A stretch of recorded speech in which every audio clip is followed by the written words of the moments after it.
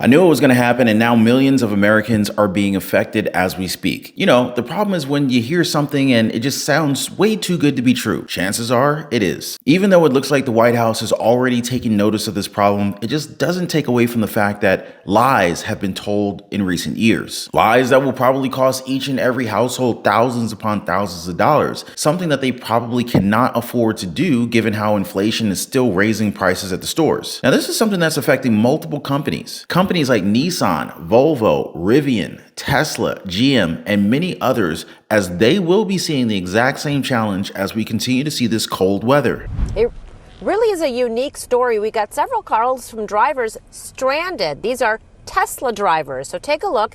We're here in Oak Brook. We're hearing from several Tesla drivers that these charging stations, so these cars are all dead batteries. That car is stranded. Here comes another one hoping for something good to happen here. All of these vehicles right here, all of them have dead batteries because of those charging stations. They're not working. So these drivers came to charge their batteries in the cold, but these charging stations are not working. In Evergreen Park, same story. Take a look at that area right there near 95th and Western. We found several Tesla owners there, stranded with dead batteries from the cold and not enough working charging stations at that location. We talked to a driver here in Oak Brook, where we are, who tried to call Tesla for help and nothing. Okay, yesterday I was here and there was just lines of cars, but there was only a couple charging working, but it seemed very disorganized, like no one knew what to do, and a lot of people were just led here by their cars. Okay, so they were abandoned, basically. This is the future, folks. Take a look at it because you're probably going to see this headline much more as we go along in 2024. Now, it sure sounds like a plan from the World Economic Forum, huh? Where people can't get far because their cars are just going to break down. 15-minute city distances. Now, I'm just curious as to how these folks got out there. I mean, did they just walk back home? Or did a different type of vehicle come and take them home? And I know that this situation completely sucks, and I'm really not making fun or making light of the whole situation given the weather conditions that we've been seeing. But, I've been talking about this since last year, guys. Think about it. Like, wouldn't it be nice if you could just transport energy as you wanted? Maybe in a can or something. What was that called? A jerry can? If only there was a type of vehicle, or maybe a car, maybe a truck that didn't need to be plugged in before you could move.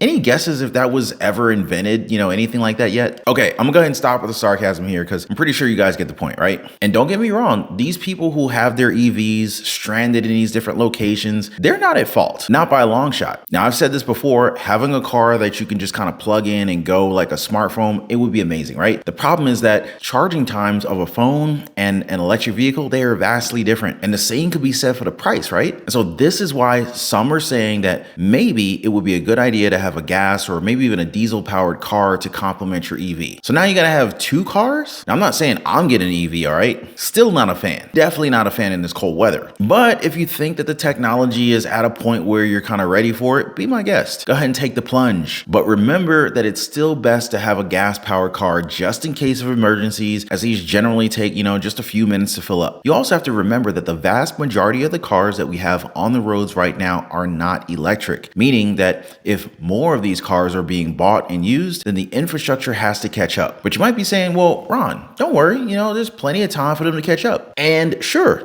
we can be optimistic about it, but do you really think that 6 years is a long time? I don't think so. But the plan from the Biden administration is to have 50% of all new cars sold in the country to be electric. We have announcements today from automakers representing nearly the entire auto industry market who have positioned around the ambition of 40 to 50% of all vehicles sold by 2030 in America being electric. This is a big deal. But to unlock the full potential, we have to keep investing in our workers and our manufacturing capacity. And that's what our Build Back Better plan is all about. It's about leveraging once-in-a-generation investments and a whole of government effort to lift up American auto workers and strengthen the American leadership in the world in a clean car technology, trucks, and not just cars, but trucks as well, and buses. That's why today I'm signing an executive order setting out a target of 50% of all passenger vehicles sold by 2030 will be electric.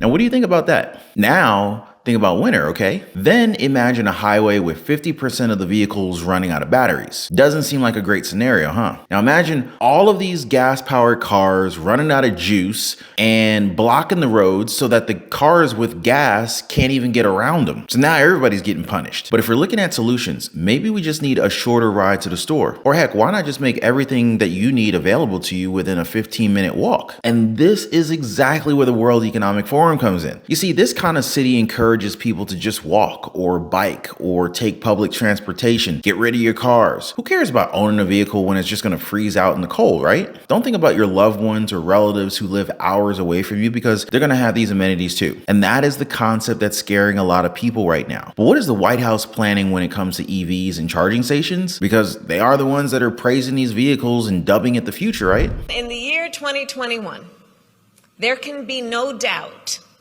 the future of transportation in our nation and around the world is electric.